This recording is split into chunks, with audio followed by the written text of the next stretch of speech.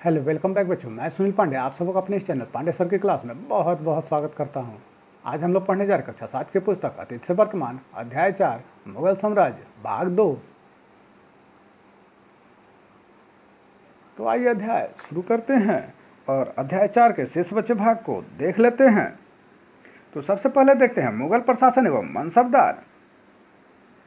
मुगल साम्राज्य एवं प्रशासन की नींव अकबर ने सुदृढ़ की। उसी के पास समय और शक्ति दोनों थी, जिसके कारण वह ऐसा कर सका। राज्य में मौजूद गांवों और शहरों का प्रशासन पहले जैसा ही रहा।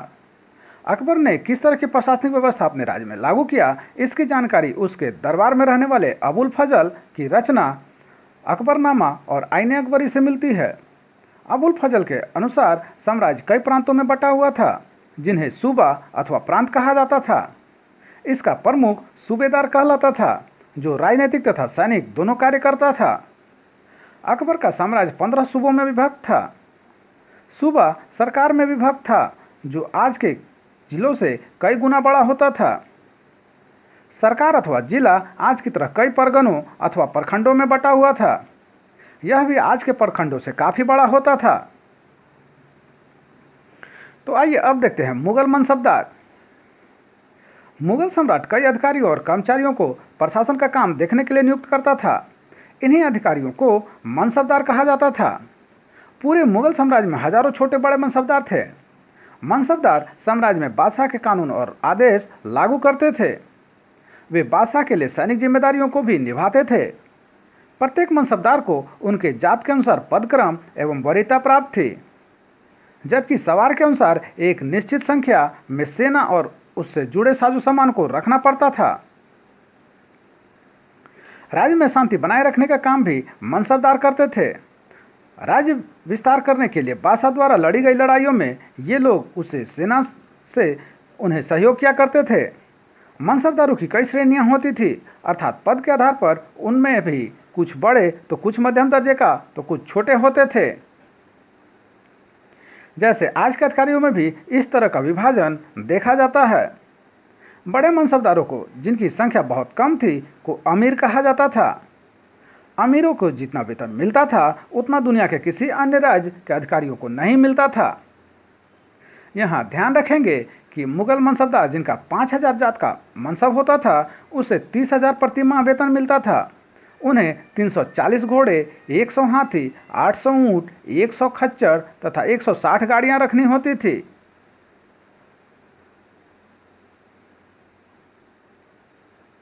इसके अलावा घुड़सवार एवं पैदल सैनिक भी रखने पड़ते थे। यह उदाहरण मनसबदारों के सैनिक दायित्व को बताता है। 8,000 रुपया महीना से 45,000 रुपया महीना तक वेतन प्राप्त करने वाले अमीर होते थे। निम्न स्तर के मनसबदारों के नगद वेतन मिलता था, मगर उच्च स्तर के मनसबदारों को जागीरें प्रदान की जाती थी। यह जागीरदार भी कहलाते थे। जागीर के अंतर्गत इन्हें निर्धारित लगान वाली भूमि आवंटित की जाती थी, जिसकी लगान ये प्राप्त कर अपना खर्च पूरा करते थे। आइए अब देखते हैं अकबरनामा और आईने अकबरी। अकबर ने अपने मित्र और सलाहकार अबुल फजल को अपने शासनकाल का इतिहास लिखने का आदेश दिया। अबुल फजल ने 3 भागों में यह रचना लिखी, जिसका नाम अकबरनामा था। प्रथम भाग अकबर के पूर्वजों का बयान है। दूसरे में अकबर के शासनकाल का इतिहास है, जिसका नाम आईने अकबरी है। इसमें प्रशासन, सेना, राजस्व, साम्राज्य का भूगोल, समकालीन भारतीय संस्कृति और परंपराओं का वर्णन मिलता है। मनसबदारों का प्रशासन में क्या स्थान है, इसको बताने के लिए जाप और सवार नामक 2 संख्या सूचक शब्द अपनाए गए हैं। इसमें जात की संख्या जितनी अधिक होती थी, वह उतना ही बड़ा अधिकारी माना जाता था। उसी के आधार पर उन्हें वेतन दिया जाता था। इसी तरह सवार की भी संख्या निश्चित होती थी, जिसके अंतर्गत किसी मनसबदार को कितनी पैदल सैनिक, कितने घोड़े और सवार तथा कितना हाथी रखना है, यह तय किया जाता था। मनसबदारों को वेतन के रूप में भूमि दिया जाता था, जिससे वे राजस्व एकत्रित करते थे। मनसबदारों को दी गई भूमि जागीर कहलाती थी। इसमें जमीन से प्राप्त आमदनी का आकलन ठीक से किया जाता, ताकि मनसबदारों के लिए निर्धारित वेतन उससे प्राप्त हो जाए। इस तरह मनसबदार जागीरदार भी बन जाते थे। इनका पद वंशानुगत नहीं था। मनसबदारों की नियुक्ति राजा के द्वारा की जाती थी। इसमें प्रांत प्रमुख, जिसे कि सूबेदार भी कहते हैं, और बड़े मनसबदारों की सिफारिश भी चलती थी। ज़्यादातर मनसबदार अपने जीवन काल में यह प्रयास करते थे कि किसी तरह वे अपने लड़के को भी मनसबदार बना दें। इसके लिए प्रभावशाली लोगों को कीमती उपहार भी उनके द्वारा दिए जाते थे। आइए अब देखते हैं राज्य की आमदनी, खेतीबाड़ी और किसान। राज्य की आमदनी मुख्य रूप से खेती के उपज पर जो कर लिया जाता था उससे होती थी। खेती का काम छोटे किसानों द्वारा किया जाता था। किसानों से कर गांव में रहने वाले ग्राम प्रमुख या स्थानीय सरदारों द्वारा लिया जाता था। किसानों से उपज के ऊपर कितना कर लिया जाए इसे अकबर के राजस्व मंत्री राजा टोडरमल ने तय कर दिया था। उसने खेती लायक भूमि का सर्वेक्षण किया और उसी के आधार पर नगद रूप में कर तय किया। यह मोटा मोटी उपज का 3 से 6 भाग तक होता था। जमीन को 4 भागों में बांटा गया। सबसे अच्छा पोलज, जिस पर हर साल खेती होती थी। परती, जिसमें 1 साल के अंतर पर खेती होती थी। चाचर, जिसमें कुछ अंतराल पर बुआई होती थी। और बंजर, लंबे समय तक बिना बुआई वाली जमीन। लगान भी इन पर अलग अलग था। राज्य खेती को बढ़ावा देने के लिए किसानों को ऋण सहायता देता तथा सिंचाई के साधनों को निर्मित कराता था। किसान मुख्यतः चावल, गेहूं, ज्वार, बाजरा और कुछ सब्जियां उपजाते थे। जैसे जैसे साम्राज्य का विस्तार हुआ उसका खर्च भी बढ़ता गया। उसे पूरा करने के लिए किसानों के ऊपर लगान का बोझ बढ़ाया गया। इस कारण से किसानों के हालात और खराब हुए। उनके पास लगान देकर बहुत कुछ बचता नहीं था जिसे वे अगले साल तक बचा कर रख सके। तो आइए अब देखते हैं आम लोगों का जीवन। मुगल काल में जनसाधारण के जीवन के विषय में पर्याप्त जानकारी मिलती है।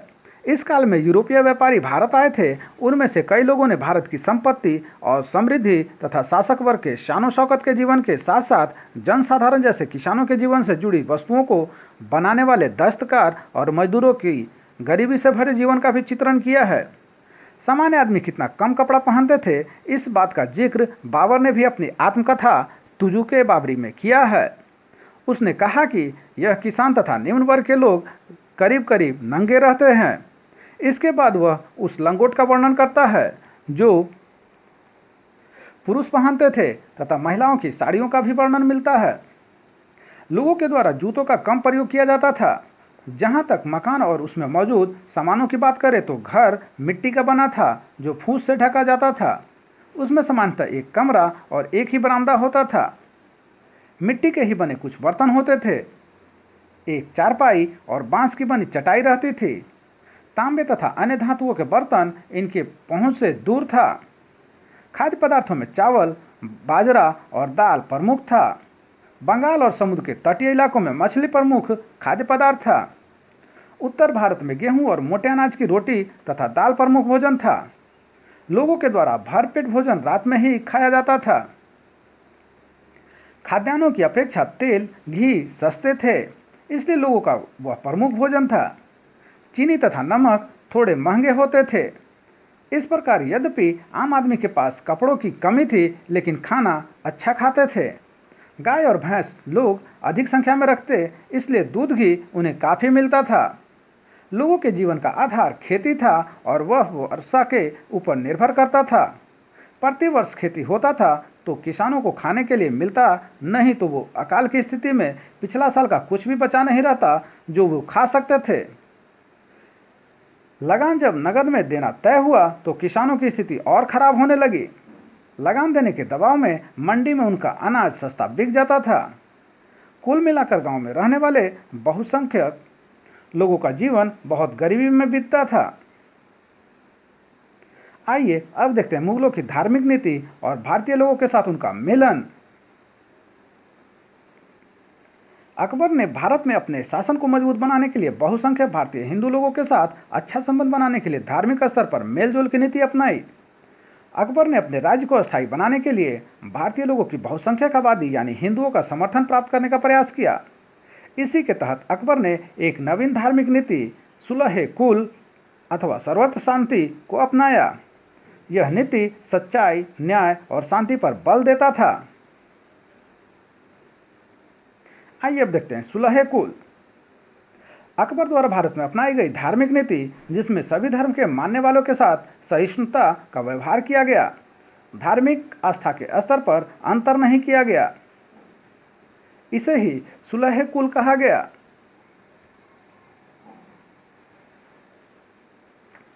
अबुल फजल ने सुलह कुल के विचार और नीति को अपनाने में अकबर की मदद की। जहांगीर और शाहजहां ने भी इस नीति को अपनाया। औरंगजेब के काल में धार्मिक स्तर पर मेलजोल बनाए रखने की नीति राजनीतिक स्थिति के कारण खंडित हुआ। अकबर ने समाज में नैतिक एवं सामाजिक मूल्यों को रखने के लिए एक नई नीति अपनाई जिसे हम दीन इलाही के नाम से जानते हैं। सभी धर्मों के सार को लेकर उसने इस नई नीति का प्रतिपादन किया। आइए अब देखते हैं जहांगीर और शाहजहां के समय मुगल साम्राज्य। 1605 ईस्वी में अकबर के मरने के बाद उसका पुत्र जहांगीर बादशाह बना। उसका शासनकाल सामान्यतः शांतिपूर्ण रहा। इस समय अधिक युद्ध नहीं हुआ, फिर भी उसने अपने पिता द्वारा जीते गए क्षेत्र पर नियंत्रण और प्रशासनिक व्यवस्था को बनाए रखा। बंगाल पर मुगल सत्ता को इसने और मजबूत किया। मेवाड़ के राणा के साथ अस्थायी शांति स्थापित की। पंजाब के कांगड़ा क्षेत्र पर अधिकार किया तथा अहमदनगर राज्य के साथ शांति समझौता किया। जहांगीर के लिए सबसे दुखद रहा कंधार का मुगलों के हाथ से निकल जाना और वह अपनी न्याय की जंजीर के लिए जाना जाता था। इसके तहत उसने सोने की एक लंबी जंजीर बनवाई जिससे घंटियां बंधी थी। यह राजमहल की दीवार से लटका दिया गया था। उसने यह घोषणा करवाई कि किसी के साथ सरकार अथवा अधिकारी अन्यायपूर्ण व्यवहार करती है तो वह इस जंजीर को खींचकर अपनी फरियाद सुन सकता है। इसका आम आदमी पर कितना असर हुआ यह पता नहीं। राजधानी के लोग इससे जरूर लाभान्वित हुए होंगे। आइए अब देखते हैं शाहजहां। 1628 ईस्वी में पिता जहांगीर की मृत्यु के बाद शाहजहां गद्दी पर बैठा। आम लोगों के बीच वह ताजमहल के निर्माता के रूप में लोकप्रिय है। बुंदेलखंड और दक्षिण भारत के विद्रोह को उसने दबाया। बीजापुर और गोलकोंड जैसे दक्षिण भारतीय राज्य को अधीनता स्वीकार करने के लिए बाध्य किया। पश्चिमोत्तर सीमा को सुरक्षित करने के लिए मध्य एशिया के बल्ख और बदखसा पर आक्रमण किया। कंधार को एक बार पुनः अपने अधिकार में किया, लेकिन वह स्थायी नहीं रह सका। असम के कामरूप क्षेत्र पर अधिकार किया। इस प्रकार उसके शासनकाल में मुगल साम्राज्य और मजबूत हुआ। मुगल राज्य की सीमाएं भी इस समय बढ़ी। राजनीतिक रूप से शाहजहां का काल मुख्यतः शांतिपूर्ण रहा। यद्यपि मध्य एशिया के अभियान द्वारा प्राप्त क्षेत्र पर उसका नियंत्रण नहीं रहा। आइए अब देखते हैं औरंगजेब का शासनकाल। 1656 ईस्वी में बादशाह शाहजहां बुरी तरह बीमार पड़ गया। सब लोग यह मानने लगे कि कुछ दिनों में वह मर जाएगा। शाहजहां के 4 पुत्र थे, दारा, शुजा, औरंगजेब और मुराद। चारों बादशाह बनना चाहते थे। शाहजहां ने दारा को अपना उत्तराधिकारी घोषित कर दिया, मगर उसके बाकी 3 लड़कों ने इस बात को नहीं माना।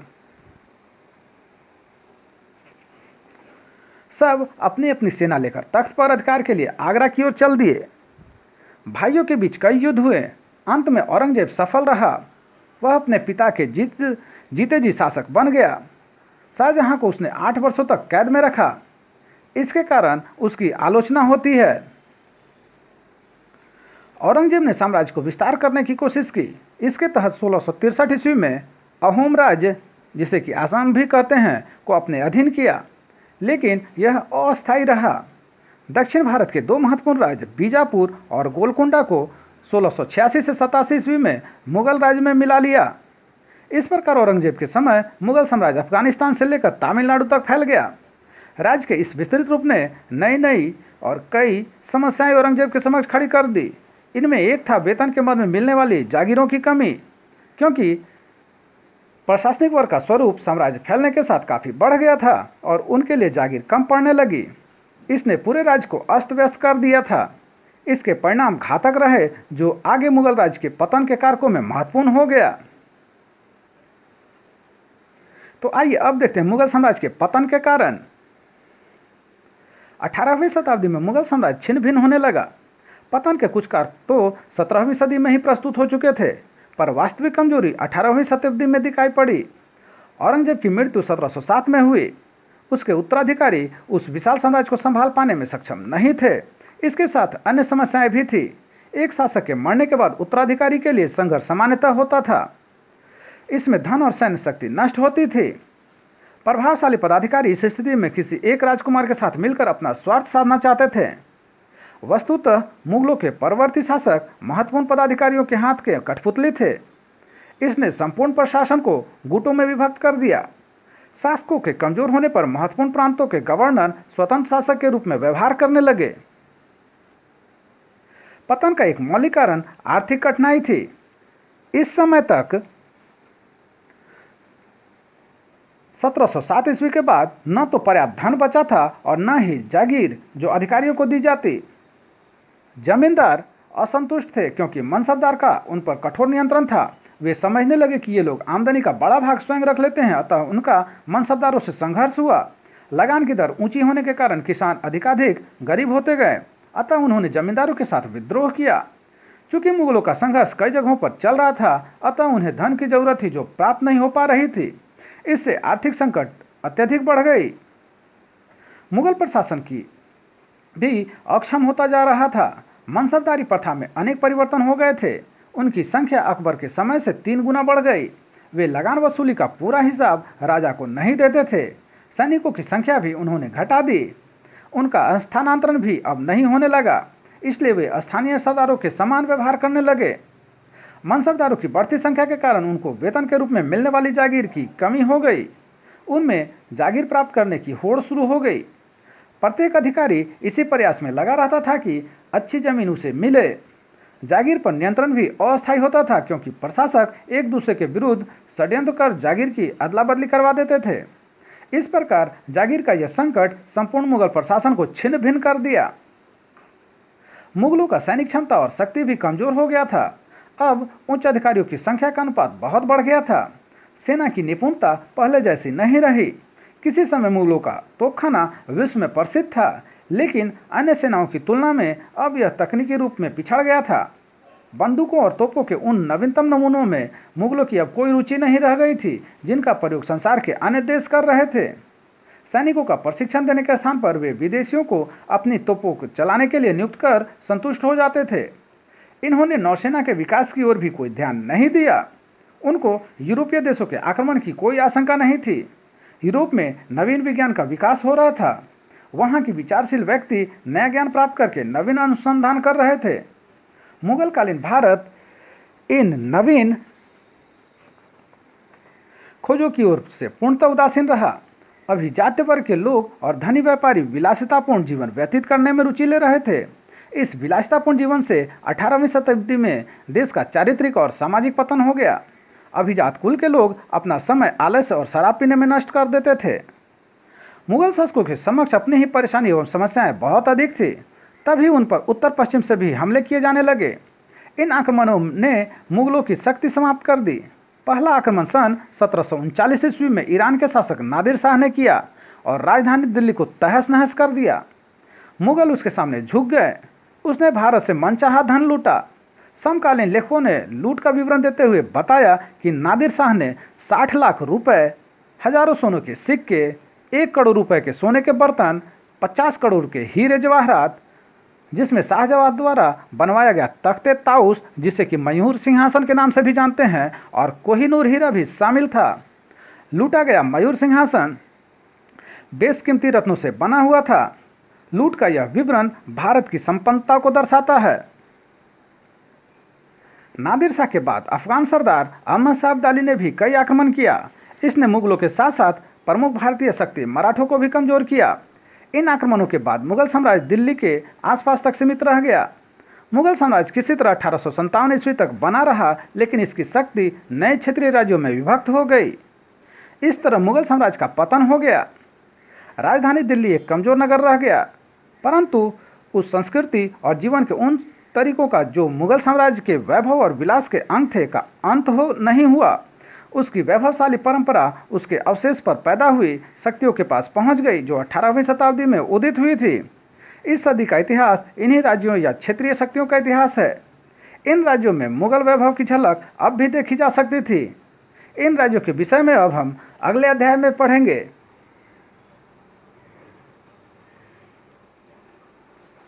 तो आइए अंत में देखते हैं हमने क्या सीखा। तो पहला है, पानीपत की प्रथम लड़ाई बाबर और इब्राहिम लोदी के बीच 1526 ईस्वी में हुई। दूसरा है, यदि जात एक मनसबदार के पद और वेतन का घोतक था तो सवार उसके शक्ति को दिखाता था। तीसरा है, शेरशाह ने सरायों की बड़ी संख्या में निर्माण करवाया। चौथा है, अकबर का दरबारी इतिहासकार अबुल फजल था जिसने अकबरनामा नामक पुस्तक लिखी। पांचवा है, जोड़े बनाइए। तो मनसब एक पद था। बैरम खां अकबर के दरबार में था। सूबेदार गवर्नर को कहते थे। जहांगीर न्याय की जंजीर के लिए प्रसिद्ध था। महाराणा प्रताप चित्तौड़ के राजा थे। छठा है, 1739 ईस्वी में ईरान का शासक नादिर शाह ने दिल्ली पर आक्रमण कर मयूंग सिंहासन और कोहिनूर हीरा ले गया। सातवां है, अकबर ने सभी धर्मों के सार को लेकर नई धर्म दीन इलाही बनाई। आठवां है, अकबर ने नवीन धार्मिक नीति सुलह कुल अथवा सर्वत्र शांति को अपनाया। नौवां है, अकबर ने गुजराती विजय के बाद बुलंद दरवाजा का निर्माण करवाया। 10वां है, शेर खान ने राजा बनने के बाद शेरशाह की उपाधि धारण की। तो आप सबको हमारा प्रयास कैसा लगे हमें जरूर कमेंट कर बताएं। हमारे इस चैनल पांडे सर की क्लास को जरूर से जरूर सब्सक्राइब करें और बेल बटन को दबाएं ताकि आने वाली वीडियो का नोटिफिकेशन आपको मिलता रहे। दूसरों के साथ इसे शेयर करें और हाँ, लाइक करना तो बिल्कुल ना भूलें। आपका लाइक करना ही हमारी मेहनत का फल है। धन्यवाद। Thank you.